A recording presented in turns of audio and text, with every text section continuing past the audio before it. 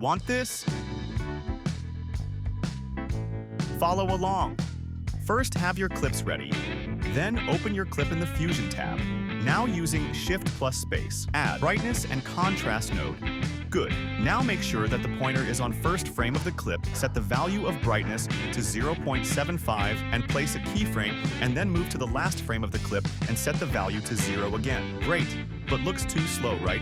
Let's fix that. Open Spline, select brightness. Now copy this graph. You can also tweak it according to how fast or slow you want the flash to be.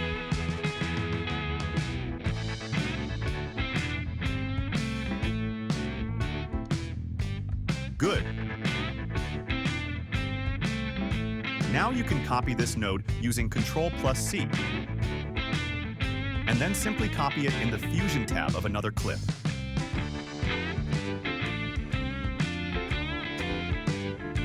Looks good, right?